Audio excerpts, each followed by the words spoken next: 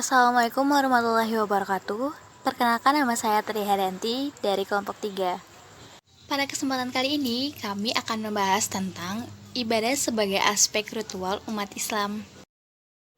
Nah, pengertian dan hakikat ibadah secara etimologi yaitu menyembah atau menghamba.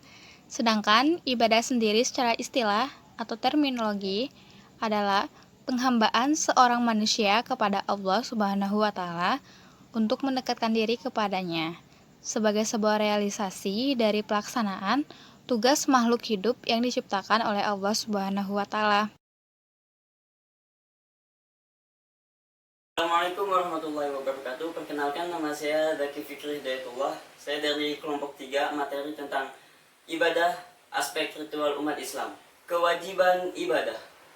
Kewajiban ibadah dapat dilihat dari tujuan diciptakannya manusia, sebagaimana yang tercantum dalam Quran surah Adz-Dzariyat ayat 56 yang berbunyi, "Wa ma khalaqatul jinna wal insa illa liya'budun", yang artinya, tidaklah aku ciptakan jin dan manusia kecuali untuk beribadah kepadaku.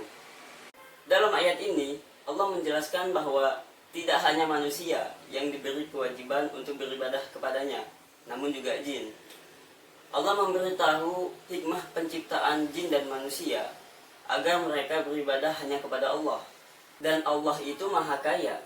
Allah tidak membutuhkan ibadah hamba-hambanya. Ibadah makhluk-makhluknya Allah tidak membutuhkan. Namun makhluk dan hambanya lah yang membutuhkannya. Maka sebesar itulah kewajiban kita untuk beribadah kepada Allah. Jika kita menolak untuk beribadah kepada Allah, maka kita termasuk orang-orang yang sombong dan sangat merugi. Selain kewajibannya, ibadah juga memiliki fungsi atau keutamaan. Yang pertama, ibadah dapat menyucikan jiwa dan meningkatkan derajat manusia di mata Allah. Yang kedua, ibadah sebagai salah satu realisasi bagi manusia yang diberi tanggung jawab oleh Allah menjadi khalifah di muka bumi. Yang ketiga, ibadah sebagai salah satu cara untuk meningkatkan kualitas komunikasi vertikal dengan Sang Pencipta. Yang keempat, ibadah dapat melatih mental dan mengingatkan manusia dengan kewajibannya. Yang kelima, ibadah dapat meringankan seseorang untuk berbuat kebaikan. Dan yang keenam, yang paling utama, yaitu untuk meraih ridho Allah Subhanahu wa taala. Assalamualaikum warahmatullahi wabarakatuh. Perkenalkan, nama saya Sagitin Tancayani dari kelompok 3 sebagai pembicara 3 dengan tema ibadah aspek ritual umat Islam. Di sini saya akan menjelaskan tentang dua hal, yaitu sholat dan syaum. Yang pertama, sholat. Menurut bahasa, sholat artinya doa atau rahmat. Sedangkan menurut cara, sholat artinya perbuatan khusus umat Islam yang berisi bacaan dan gerakan, dimulai dengan takbiratul ihram dan diakhiri dengan salam. Fungsi sholat ada beberapa, yaitu sebagai media komunikasi antara hamba dengan Khaliknya. Yang kedua, membawa hidup lebih teratur. Yang ketiga, kesadaran akan waktu. Yang keempat, obat penawar hati, rohani, dan fisik. Dan pembahasan kedua saya yaitu adalah saum. Pengertiannya, menurut bahasa, saum artinya menahan diri dari segala sesuatu. Namun menurut istilah, saum artinya menahan diri dari segala sesuatu seperti makan, minum, berkata keji, dari fajar sampai matahari terbenam, disertai dengan niat dan syarat tertentu. Nilai syaum, puasa yang dikehendaki Allah tidak semata-mata menahan makan, minum, berkata keji, tapi segala sesuatu yang menodai iman yang tidak sesuai dengan keutamaan takwa serta pengawasan diri. Dan yang terakhir, ketentuan syaum. Yang pertama yaitu memperbanyak amal soleh, dan yang kedua, larangan melakukan perbuatan keji yang sia-sia. Mungkin itu saja dari saya. Wabillahi taufiq wal hidayah. Wassalamualaikum warahmatullahi wabarakatuh. Assalamualaikum warahmatullahi wabarakatuh. Perkenalkan, nama saya Hidia. Di sini saya bertindak sebagai pemateri keempat.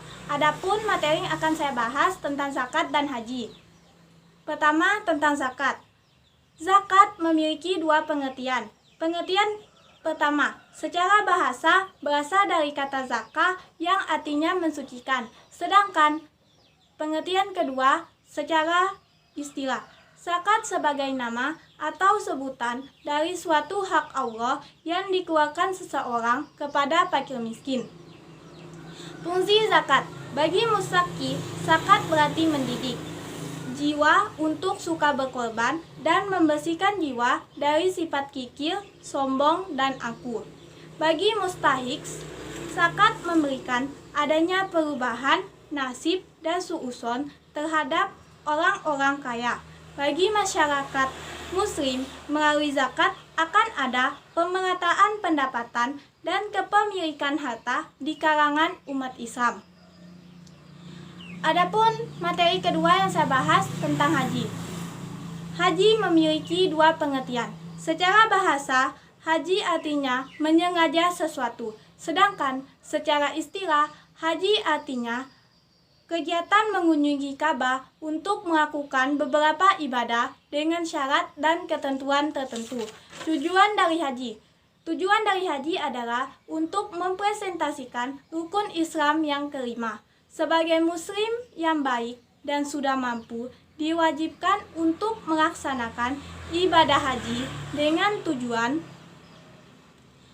untuk melengkapkan rukun Islam yang kelima dan wujud puncak ibadah seseorang. Landasan Quran Surah Al-Imran ayat 97. Tata cara haji. Yang pertama, ihram, berniat melakukan haji atau umroh.